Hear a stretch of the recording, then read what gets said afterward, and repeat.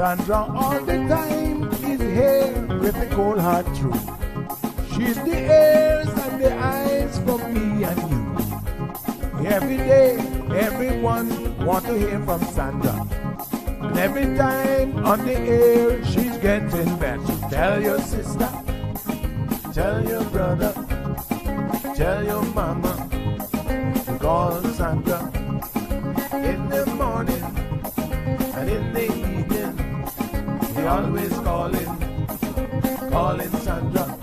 And when they start fighting, calling Sandra.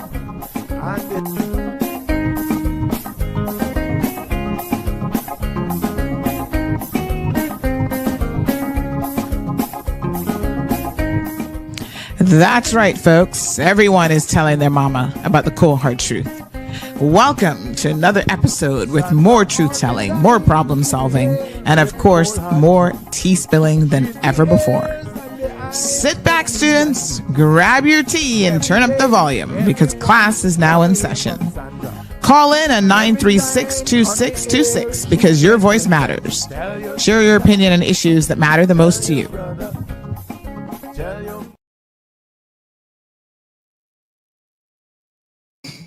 Good morning, K-Man. Happy Thursday. Give me one quick second here.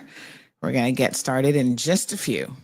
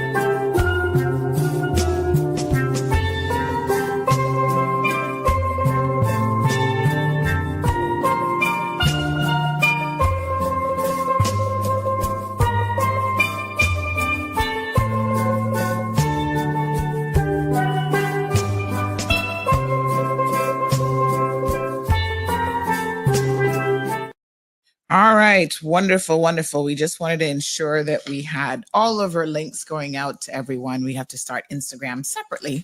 That's a special link. So we want to make sure our IG folks are included because we know that they sit back and enjoy the program just like everybody else. So big shout out to our Instagram followers. Good morning to everyone. Roll call. I see all the usual suspects are here. Thank you so much for joining.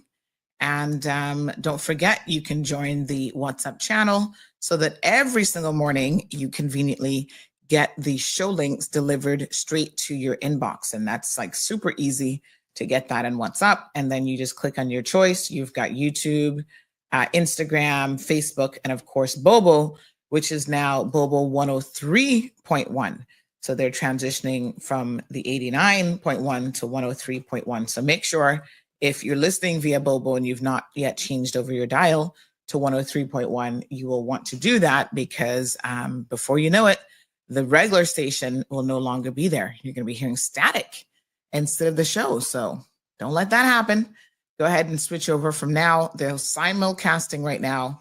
And then eventually that frequency will no longer be working. So there you go. And we still have plans. I know I told you guys, we're looking at starting our own station this year. That's one of our major objectives for 2025. And so we're going to move forward with that. It's just that right now we're in the middle of an election cycle. And ooh, honey child, we are so incredibly busy.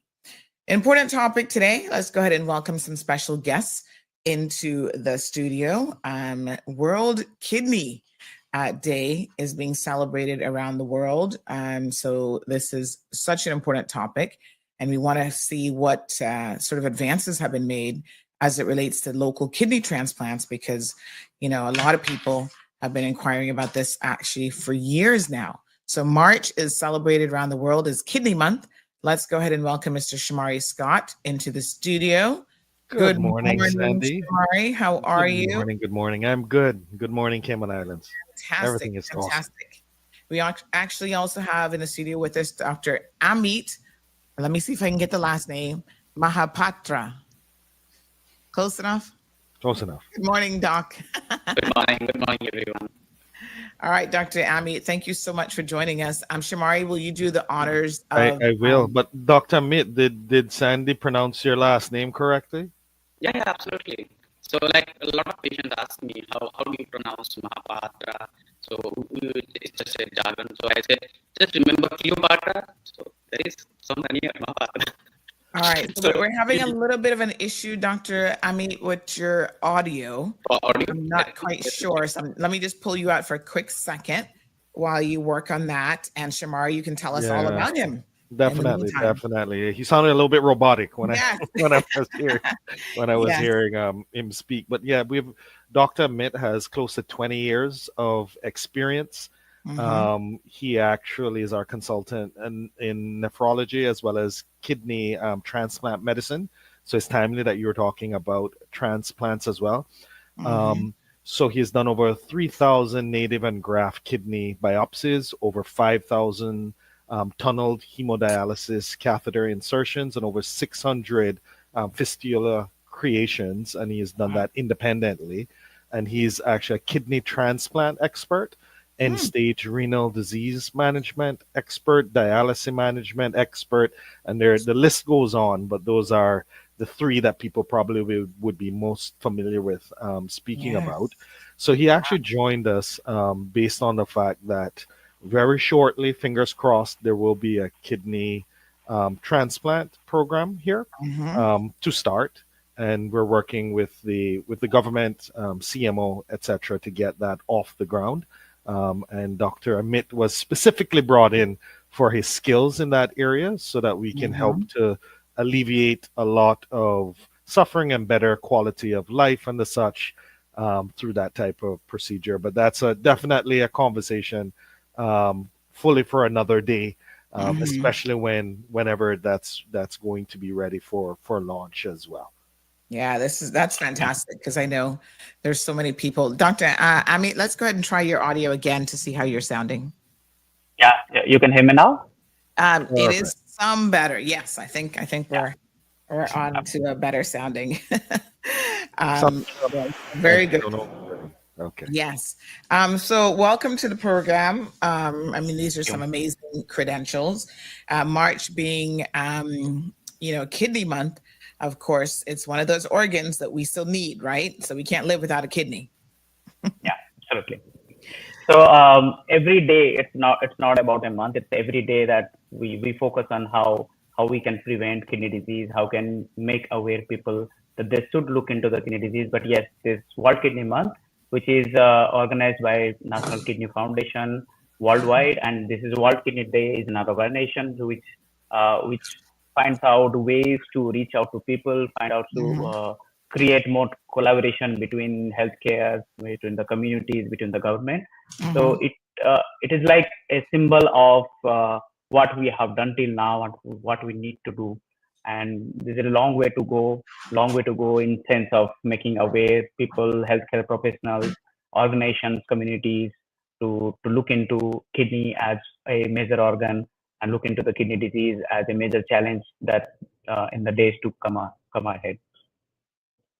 Yes. How prevalent is kidney disease? We'll get into some of the details here, but how prevalent is that?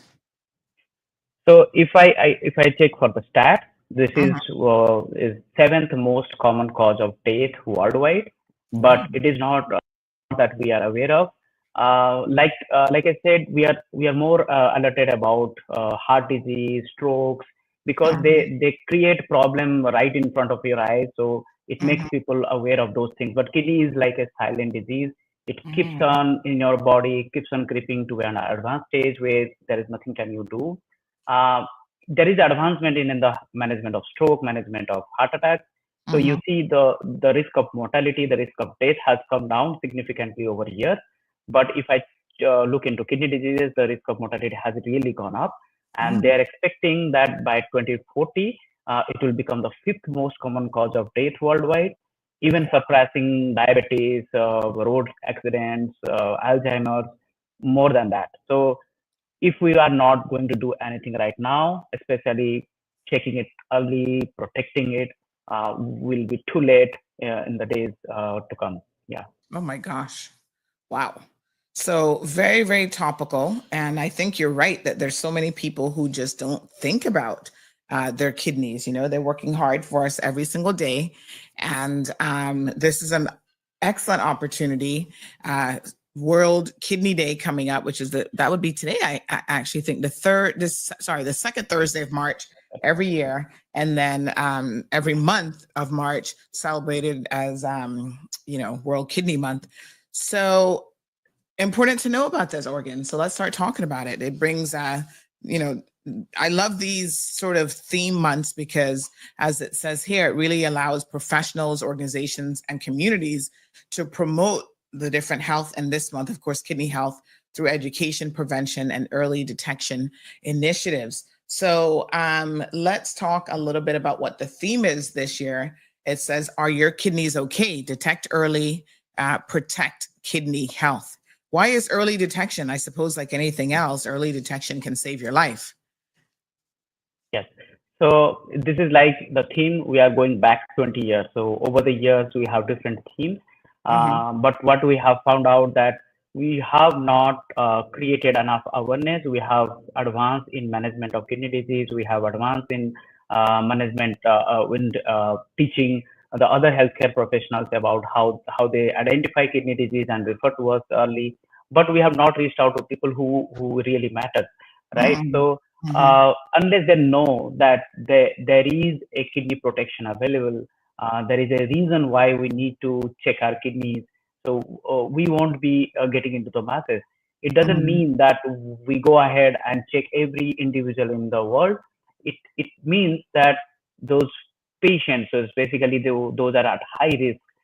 They have diabetes, or they have hypertension, they have heart disease, or anyone in the family who have a kidney disease, or they are having some kidney injury in the past, they have been mentioned.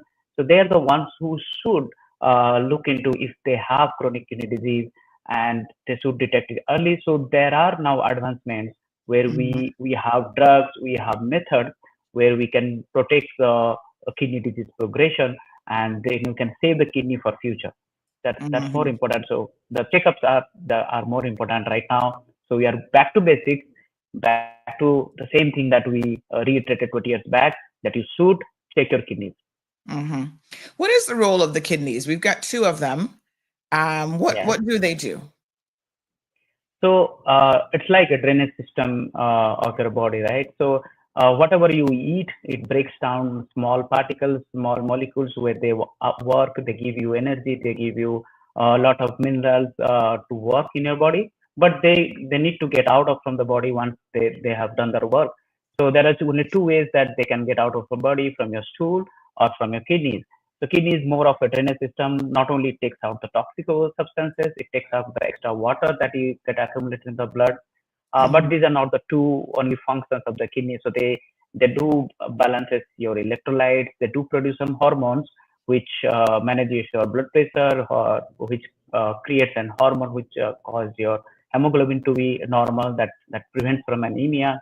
So they have a lot of other functions, but that the two most important functions that remove the toxic substances from your body and remove the excess fluid and rebalancing the electrolytes. Very, very good. So an extremely important role. Now we've heard of people having like kidney transplants, and I know Shamari said hopefully that's coming soon. But can you live optimally with just one kidney? Yes, absolutely. So one kidney doesn't mean that you have a kidney problem. So there are like 2% worldwide. They are born in one kidney and they never had a problem with their kidneys. Oh. Even patients donate their kidneys to their relatives and they live a good life. So it's a fortunate for us that God has given us two kidneys. It's like more of a backup. If one gets down, the other is ready to work. So you need only 50% of your kidneys to work at a single point of time. If we remove one of the kidneys, the other kidney starts working 30-40% more. So like even you are at 70-80% of what a two kidneys could do. So in a transplant, so likewise the patient gets one kidney from his donor. The donor have also one kidney, and both the kidneys starts working almost 80% capacity of what the two kidneys do at a single point of time. But we need only 50%. So we are still ahead. We're still at excess of supply. So no issues if you have single kidney.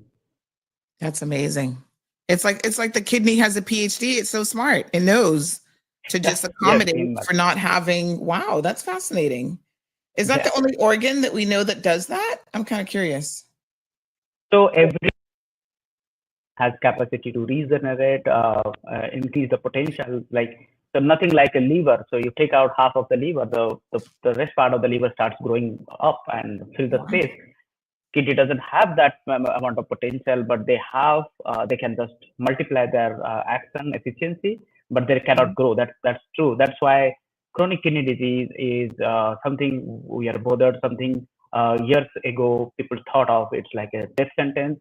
That's why rather than expecting a point where your kidneys are all gone, you need a transplant. You start early, check your kidneys when they're healthy, and protect them as long as you can. Fantastic. Folks, don't forget the show line. Phone number is open 936-2626. If you have any questions about this, please do. Now, I did make an observation here. You said it releases hormones with functions such as managing blood pressure. We'll talk about some of the signs here, but if you're having issues with your blood pressure, could that mean that the kidney itself isn't working optimally? There are two kinds of blood pressure disease called hypertension. So one is called primary hypertension, where you have genetically your parents or somebody in your family have hypertension. You might get hypertension at certain ages, like around 30s and 40s. People used to get hypertension. 90% of times they are the primary hypertension. So you didn't nothing to worry about that, and your blood pressure is not too high when they get detected. But anything beyond this age group, like somebody gets detected for hypertension at age of 60, or somebody gets detected at age of 15. So in both ages, these extreme ages, there are more likelihood that they could be due to the kidney disease. There are certain other diseases also cause hypertension, like your adrenal gland. There are other hormone glands in your body which produces a hormone, so it balances blood pressure. But most of the time, in the extremes of age, the hypertension detected is most likely the kidney. So we do. So the physicians will know that if the patient comes with a hypertension, which is not typical, who don't have a hypertension history in the family, that when you first detected a blood pressure in any patient. Okay, good to know. All right, fantastic. All right, wow. So it's very, very interesting. Shamari, you're learning a lot in class today? I see you're sitting there smiling, going, "Yes." I'm on mute. I have a new computer, so I have to find where the mute button is. So, yes. So I'm just making sure I know where everything is. But it's great to have somebody like Dr. Amit, because obviously he stretches from all of the different areas that have to do with the kidney. So he's very versed. He's getting nervous because he wants to help people even more with doing the transplants. But until then, obviously, we can do a lot of the preventative types of discussions, as well as to make sure that people don't get to that end stage. But in the future, those that would need dialysis, we're obviously going to be able to really help them as well with their quality of life moving forward. But yeah, World Kidney Day is a great day where we can get to learn a lot of what we may not know previously. Yes. And it seems like we have so many organs, but at the end of the day, with good diet and exercise and having your checkups, we definitely can lead healthier lives. So it'll be interesting, Absolutely. especially going into this political season, to see how many people are going to speak about a healthy population being a key to our future as well. Absolutely, absolutely. And we see some numbers that are extremely concerning. So, Definitely. risk factors, Doc, for kidney disease, including diabetes and high blood pressure, heart disease, obesity, the things that we always talk about that are associated with so many other issues, also have a negative impact on the kidney. If you have a family history of chronic kidney disease, any sort of inherited kidney disorders, what sort of kidney disorders can you inherit? What sort of family history might you have as well? So tell us a little bit about what chronic kidney disease is. So there are two different things. One is called familial kidney disease. One is genetic kidney disease. Genetic kidney disease, you might be the most common that we can see in the island is ADPKD. It is called a cystic disease. There are cysts in the kidney that appears at certain age, and they keep on growing till they make the kidney fail. So those diseases you'll get a definitely history of either of the parent or a mother or a father will have the same amount of kidney disease. Your siblings, brothers, sisters might have, and it is like a 50-50 chance of inheriting the disease from your parents. The familial kidney disease are different. So like if I am a diabetes and I didn't have a kidney disease in my life, my child may have a diabetes. So also he may not have a kidney disease. But if my parent have a diabetes along with kidney disease, so it makes me a risk. Even if I get diabetes at any point of my age, I'll definitely have a kidney disease. So this is called familial. It is more, I'll say, environmental, certain genetic factors which we don't know. But the inherited kidney disease, we do know what are the genes that they do, and they do is at very early stages of life, and most of the times they are not preventable. But if we should detect that you have inherited the gene early stages, so we have drugs, we have things to do, which not everyone does. So to protect the kidney for a longer period of time. So my parent might have a kidney disease or have failed kidney at age of 50.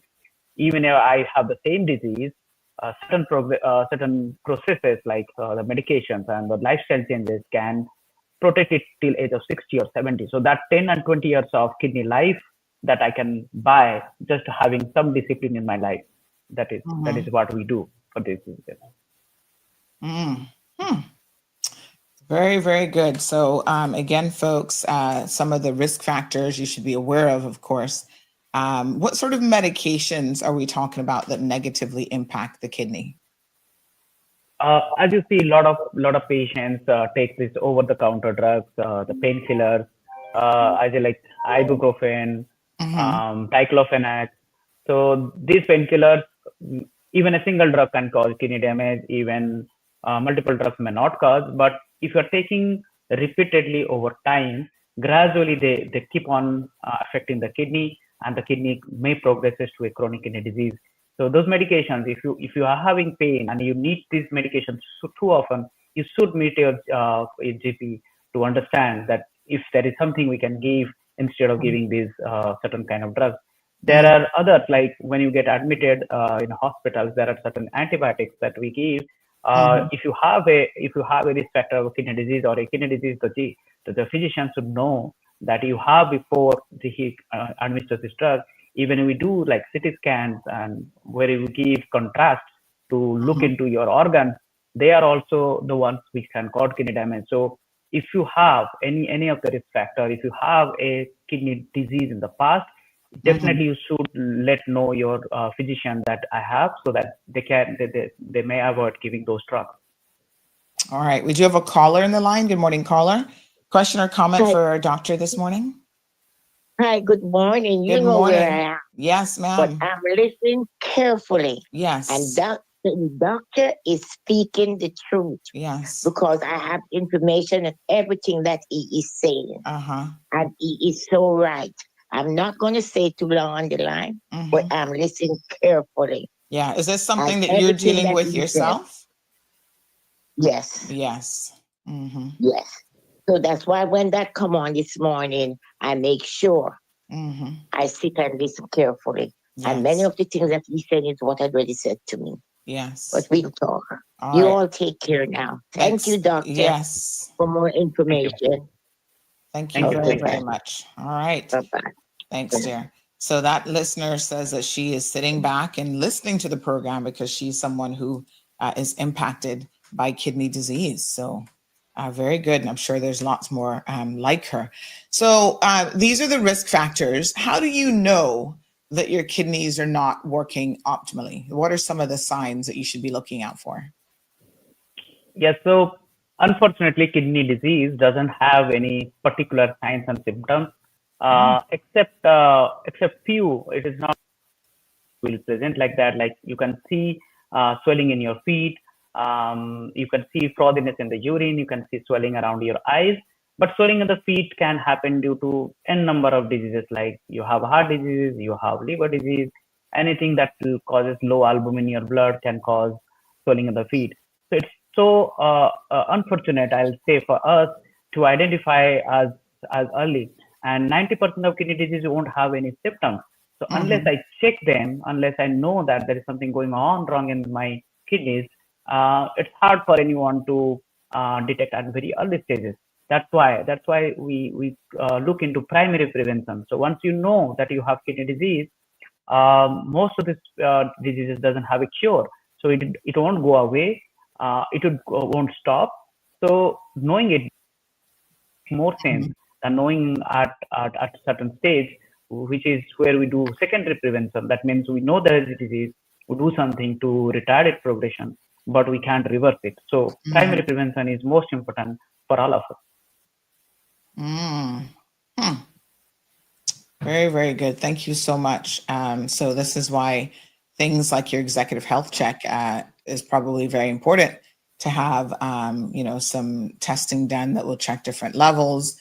And they do look at your kidneys and stuff for any lesions and so forth as well. They do a proper scan of your major organs. So prevention and treatment, lifestyle changes, a lot of these, again, are good for other things that we've talked about here in the program, but everything from making sure you're controlling your blood sugar and blood pressure levels.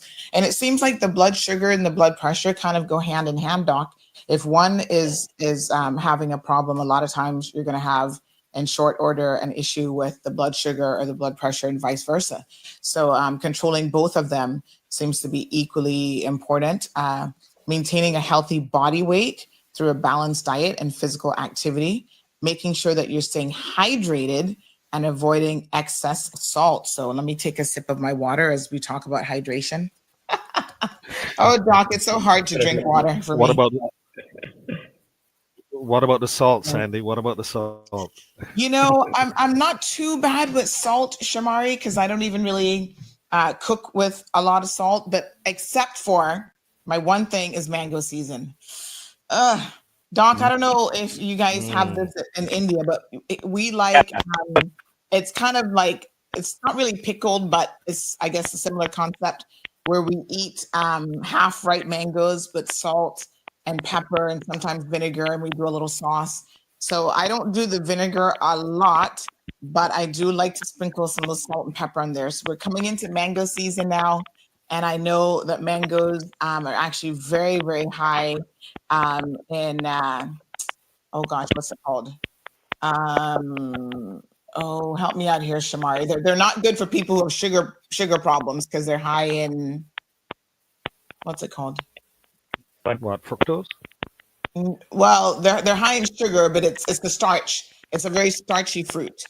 So even if you're not eating it fully ripe, and you're thinking, oh, it doesn't have that much sugar because it's not ripe, it is still very, very starchy. It's one of the starchier fruits, so that's why you've got to be careful with your mango intake. But it's mango season is coming on us, so it's going to be difficult. But yes, I try to cut back.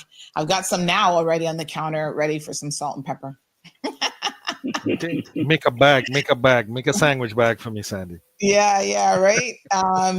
So it's important to try to do these things right, and of course, avoiding excessive salt is important. And some people, Doc, they think they can sort of work around excessive salt. You'll hear them talk about, oh, well, I can use the pink Himalayan salt because that's healthier than the regular table salt. Is there any such thing as a healthier or healthy version of salt?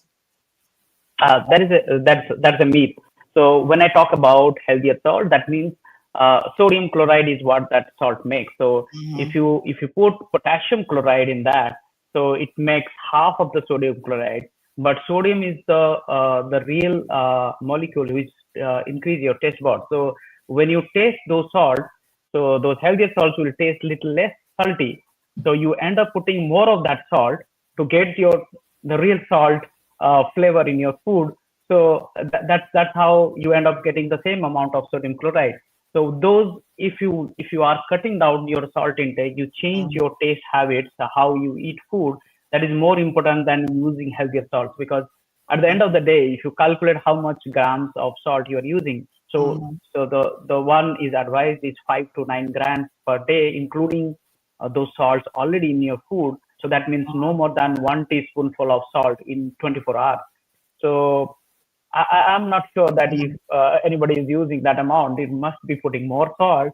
You get more packaged food, which is laden with salt, and there are foods which already have salt. So you end up having 2 to 3 times what actually salt is advisable. Recommended. Yeah.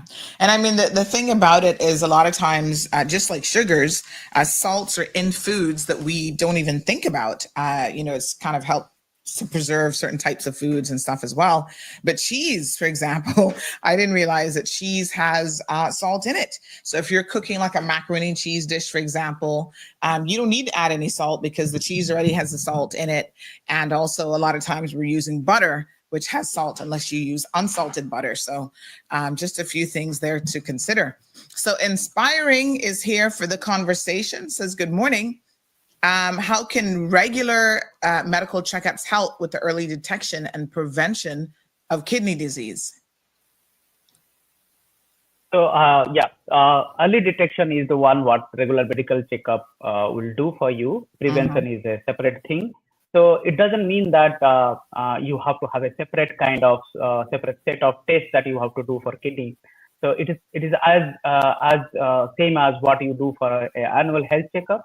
So you just add on everybody who goes for a checkup, they do check for liver function, they do check for function, any protein. See that is a great.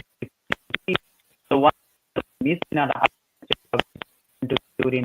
So this is a test that. Sorry, Doc. We're having a little bit of audio issue again. I'm not quite sure. It sounds like I don't know if the batteries on your headsets are going low or something, but something keeps kind of clipping your audio a bit there. Yes. Did you have hardwired headsets before? Yeah, I'm not quite sure if it's let's try it again and see. Yep, just unmute yourself so we can see if it's any better there.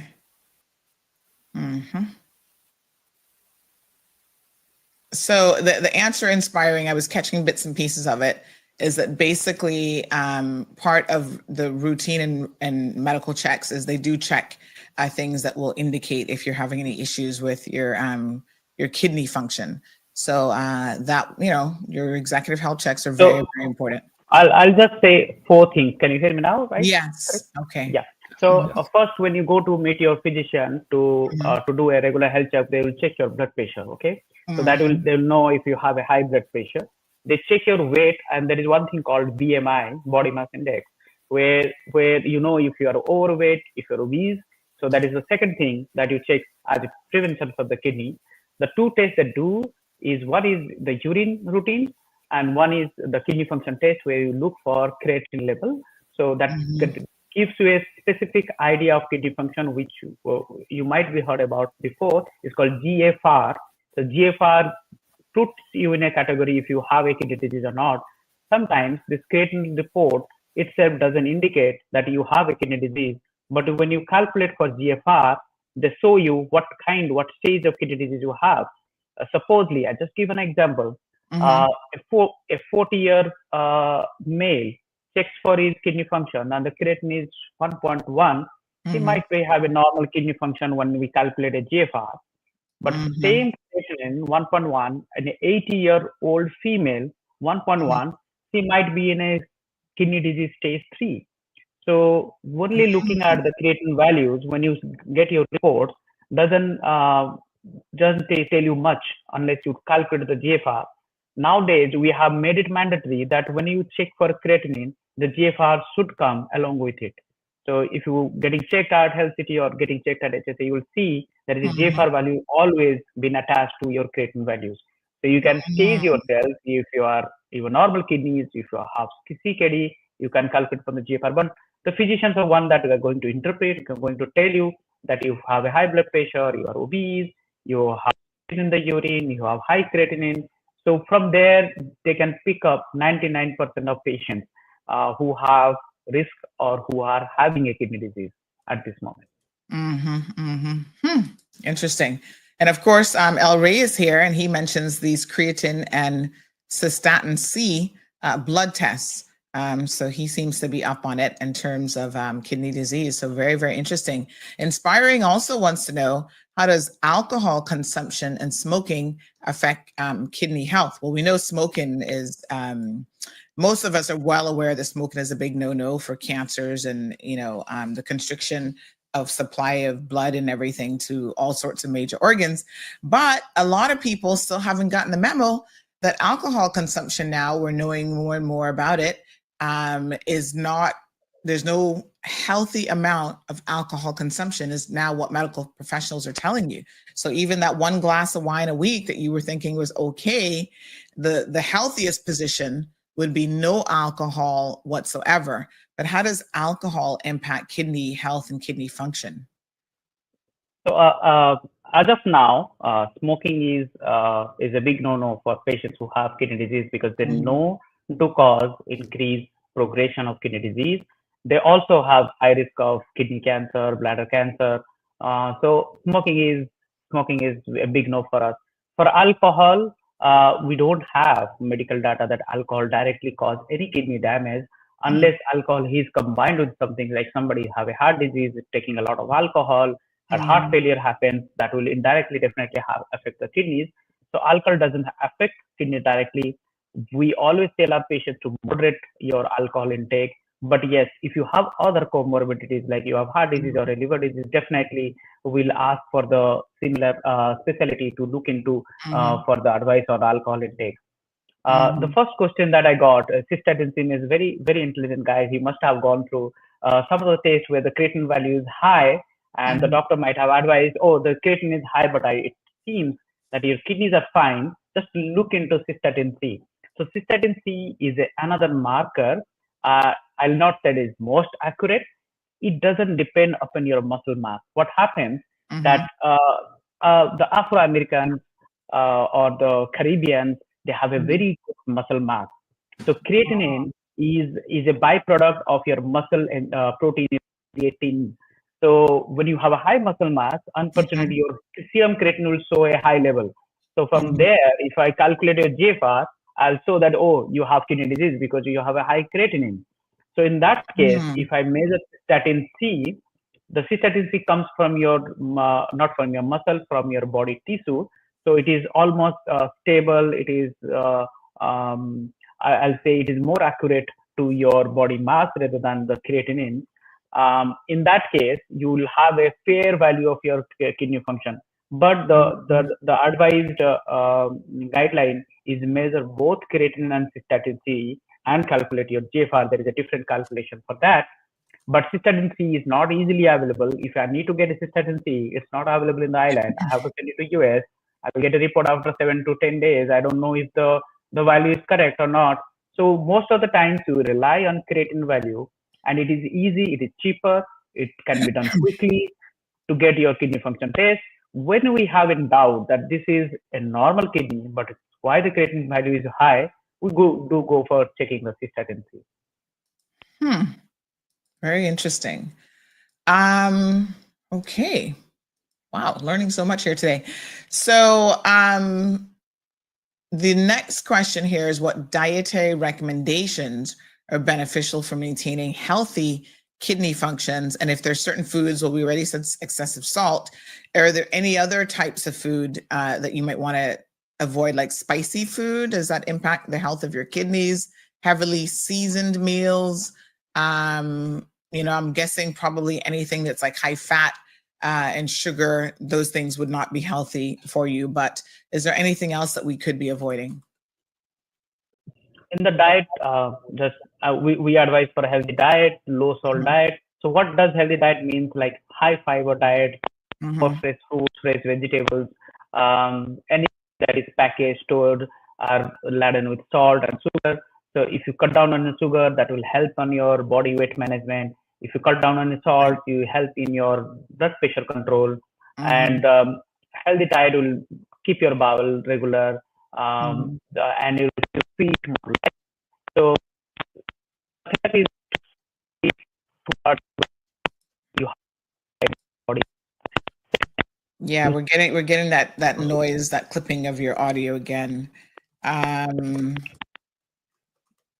Yeah, I'm not sure if it's the headsets. I think it might be the headsets themselves, but I don't know if they're losing a connection or if it's a power issue. But just I got the answer inspiring. So basically, the other things that we always talk about in terms of a healthy diet apply across the board to all organs. So limit your sugar intake, your salt intake, limit your high fats. Follow more of like a Mediterranean style diet. I think that's the one that most dietitians and physicians find have the healthiest benefits. There are some healthier fats like avocado and stuff that you can incorporate into your diet, but a good amount of protein. Don't overdo it on the protein, because some people want to just eat protein all the time. It's about balance with so many different things. But yes, excellent. Good morning to Ms. Dawn. Good morning, Marshall, joining us from North Carolina. Banana Orchid says pair with protein. So again, protein seems to be, everybody thinks protein's the winner, but with all things in diet, moderation really is the key. So don't overdo it on the protein either. So Damien is wondering if drinking water all the time is good for your kidneys. What kind of water? And I see now that certain types of water are not healthy. And all these juices and sodas with artificial flavor and sugar are just loaded with sugar. So this is important to talk about what we're drinking, because a lot of times when we think about our diet, I'm trying to do better myself these days in that department, but we only think about the food that requires chewing. We're not thinking about the beverages that we drink. And the beverages can be just as detrimental, folks, to your overall health and well-being and diet. So I've got a friend, him and I went to the grocery store the other day. We were looking for a particular salad dressing, and we popped in there and he was picking up smoothie drinks. He wanted juices. He wanted all these prepackaged juices. And I said to him, listen, eat your food, don't drink your food. And so I love a good smoothie. Oh my God, Miss Stacy makes like the best all fruit smoothies. And it's so tempting when she does make them for me to just drink that like as a meal replacement. But that's just sugar, unless you're having just a vegetable smoothie. But again, it's better for you to eat your vegetables as opposed to drinking your vegetables. So Shamari and I were talking about this the last time we met up in person. And Shamari was saying, Shamari, you gave a very good explanation. I wonder if you could share that in terms of what the nutritionist said to you about even the quantity of what you're drinking versus what you're eating, if it was like a fruit versus a fruit smoothie. Right. So, obviously with nature, if you eat an apple, for instance, it's one apple that you're eating with the sugars, natural sugars in it. But then if you blend it, you'll have 5 or 6 apples in there in order to make a drink, which then means you're getting that much more of the natural sugars, which definitely wouldn't be good for you in that quantity. So if you're going, especially it takes you more time to eat fruits, and it also gives your stomach more time to know it's full versus if you just drink it in one sitting, and then you may want another glass of the juice, even if it's freshly juiced, That's what the nutritionist at one point was explaining, why it would be better to just eat an apple versus drinking it based on the quantities that you'll be using. Yeah. And then, of course, not only are you getting all that excessive sugar, but you're not getting the benefit of the fibers and stuff that are in it if you actually eat it. And try to eat your food, not drink your food. I mean, an occasional smoothie. I put it in the category of, if I were a drinker, which I don't drink alcohol, but if I was, I would have an alcoholic beverage every once in a while. So now I put the smoothies in that category instead of having it like one a day or multiple times a week. It's like every once in a while I have a smoothie because they do taste so good. I must admit. But yes, it's like a dessert, right? It's like drinking dessert, really. It's a natural sugars, but still. So water is obviously the best thing that you can drink. Do you have to be drinking water all day long? I mean, it's hard to drink water. So it is advisable to at least drink 8 to 10 glasses of water in a day. But like our countries, tropical countries, we need to drink more than that. So something around 3 liters in a day should suffice. It is not that if I'm drinking in the morning or evening, your water intake should be spaced. Like every 2-3 hours, you can look into if you're drinking a glass of water, you're going to make a pee, and your color of the urine should be light yellow or white. That means you're drinking enough water. If it is anything like deep yellow, that means you are not drinking enough water. So, but a few, I'll see the elderly male patients who have some prostate issues, where we say them not to drink more water during the night time. Otherwise, they will get up to go for pee, and there's a risk of fall when you get up in the night. So we advise them not to drink more of the water, but there is no specific time that when we should drink water. It should be the whole day, and it should be more spaced rather than drinking a liter of water and then wait for 4-5 hours before you drink the next glass. I'll say every 2-3 hours, remember to drink 1 glass of water. All right. So yeah, you were distorted again, but I think you basically said 8 to 10 glasses of water throughout the day, and basically just space it out. I don't think you have to be chugging water all day, because we've actually seen, I mean, it's rare and it's unusual, but we have seen instances where people drink excessive water and it actually caused their death. So because it depleted the body of all of the necessary, what would we call them? All the necessary nutrients that your body needs. If you are overhydrated, which apparently can happen, then that is, that's a problem too. I mean, it doesn't happen often, but don't try to go drink like 4 gallons of water a day and think that you're doing yourself any good. And of course, Denny says never drink more than 1 liter in an hour. So sometimes we wait to drink water until we're already dehydrated, because thirst, I guess, is a sign of dehydration. So by the time that happens, then you start to overcompensate and you drink too much water because your body's craving the water. So you do have to watch that a little bit. Hope you can hear me now. Yeah, you're still coming in a little bit choppy there. So yeah. All right. El Rey says creatine blood tests are impacted by exercise, muscle mass, and also creatine supplements for bodybuilding. It's so interesting, El Rey, because I didn't know a whole lot about creatine, except one time I had to go. I wasn't feeling well and I was dizzy and throwing up. This was many, many years ago. And I went to the emergency room.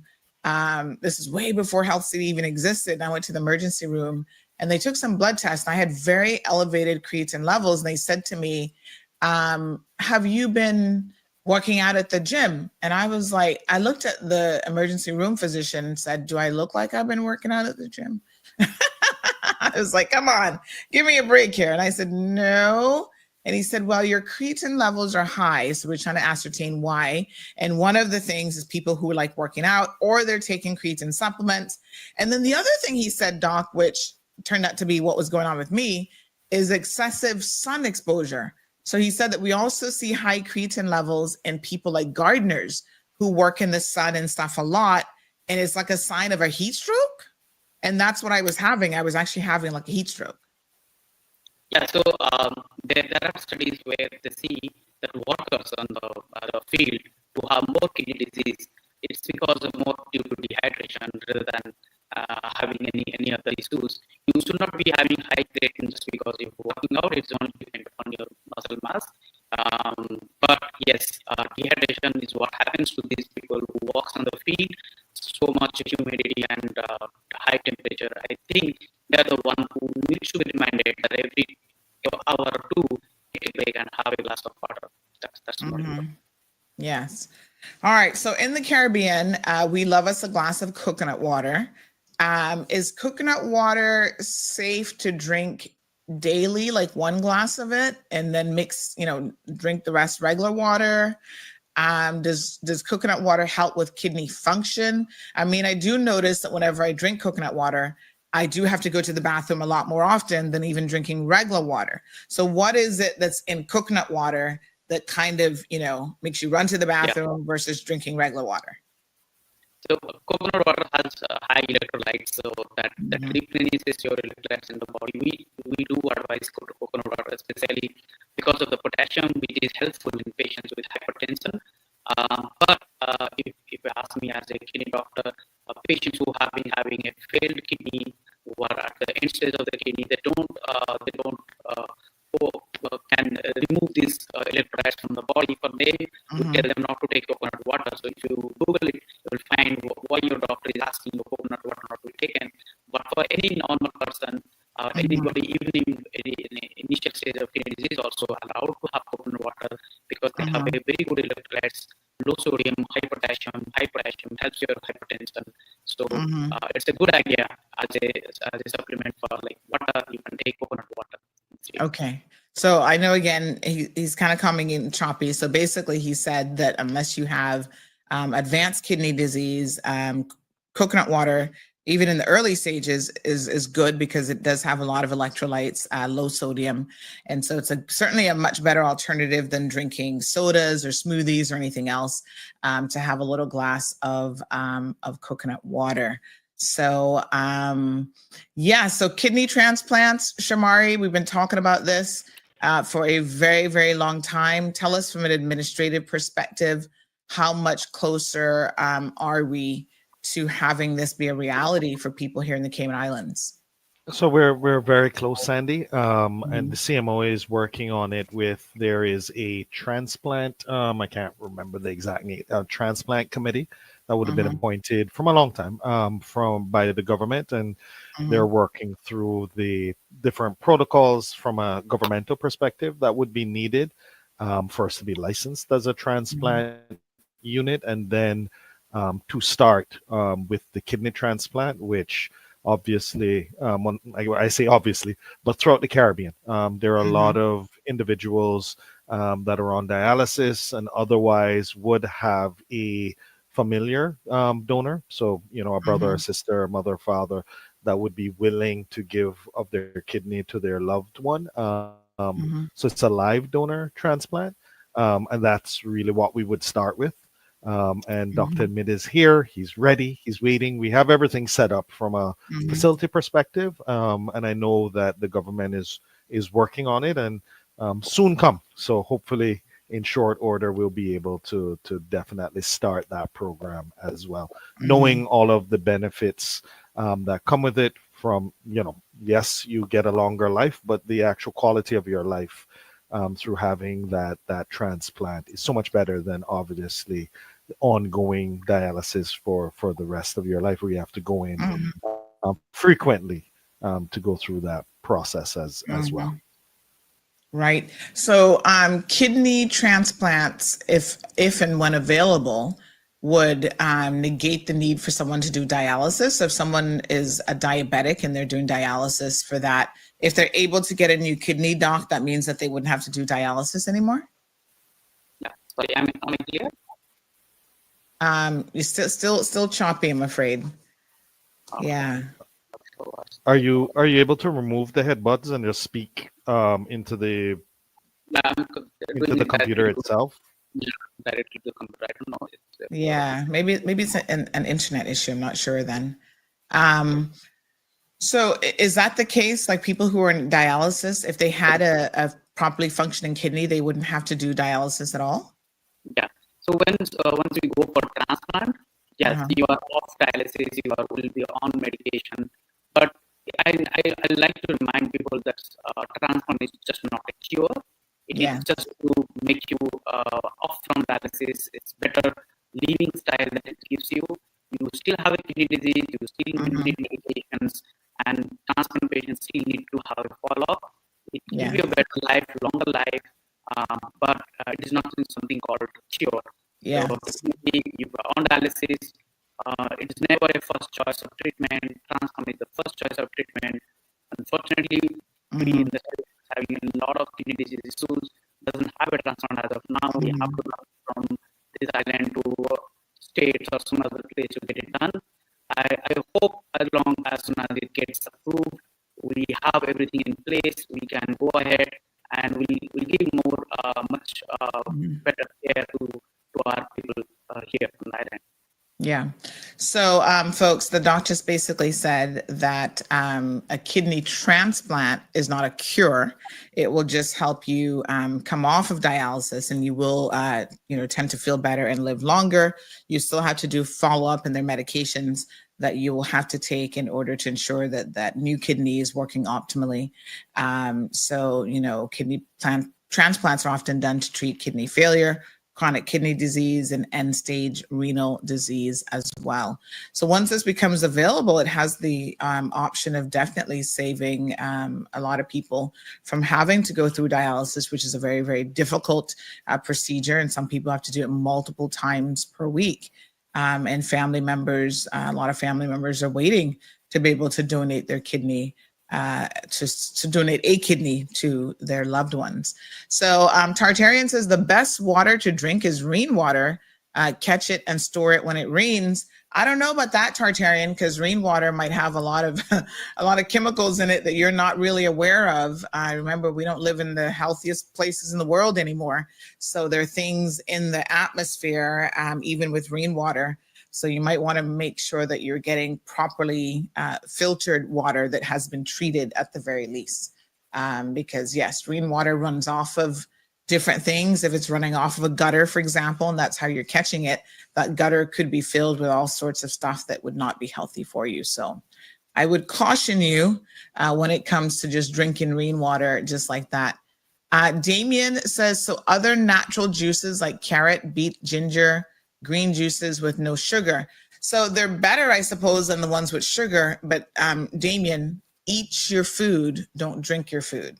So what is the benefit of drinking carrot juice, beet juice, and ginger juice? You need the fiber, you need the, the things that keep you full even, because drinking a beverage doesn't tend to satiate you in the way that actually eating your food does. So you want to eat your vegetables, not drink your vegetables. And let's be honest, most of us, if we're going to have carrot, beet, apple, whatever, we need a little sugar in there, even if it's a natural sugar, to try to make it taste good, So we're adding other substances to it as well that tend to not be as healthy as you might think. Supermax, good morning. Good morning to Miss Joyce Ann. Damien says when it runs off of the roof into the gutter, yeah, that's not healthy for you. So I would caution you with trying to do that as a solution. This person says once a transplant patient, you'll be on Prograft. Good morning. So I'm assuming that is a drug that you have to take once you have a transplant.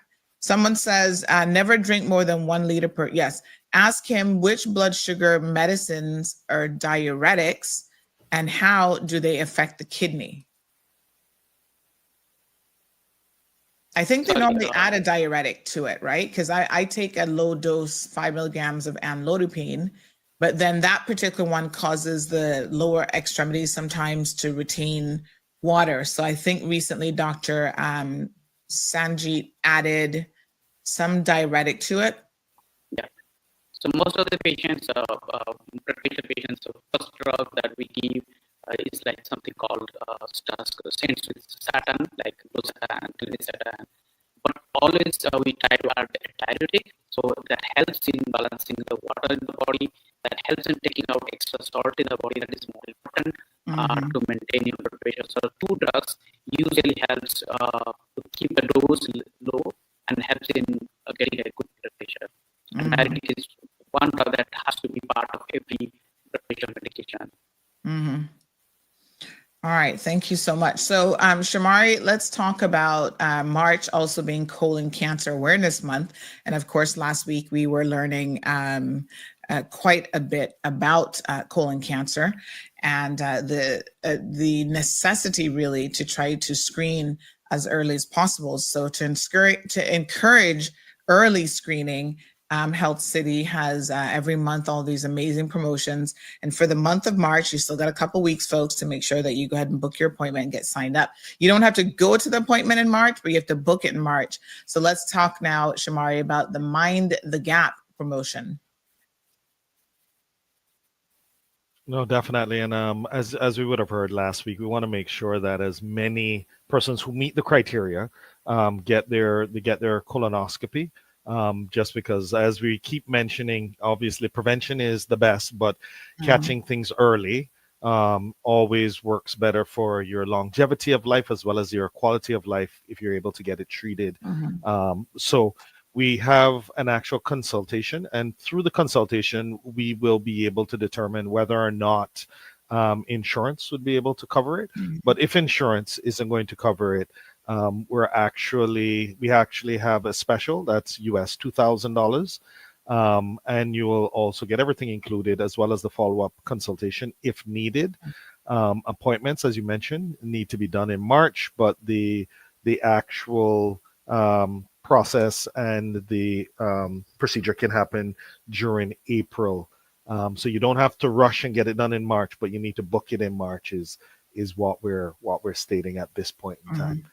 And just to mention that our promotion of the 2 gentlemen, speaking about the ease of what actually happened, has been doing wonders, because people have been saying, "Oh, I didn't realize that you have a sedative, and the fact that it's easy." And the worst part, they said, is what you have to do prior in order to purge. But apart from that, everything is easy. And then once you're aware, you're good for 10 years. So get it done, make sure you're good, and you have 10 years, unless there are other issues that present that you would need to have another colonoscopy again. So definitely want to make sure as many people go in. I know it's for both males and females, but females seem to be a little bit better because they typically go to the doctor more often. It's us males that may not even have a regular physician that we would go to see. So get your executive health checks, but definitely, if you meet the criteria, come and get your colonoscopy as well. All right, fantastic. So again, several things going on in the month of March, colon cancer awareness, and then of course the special, make sure you check that out. And now kidney as well, kidney health.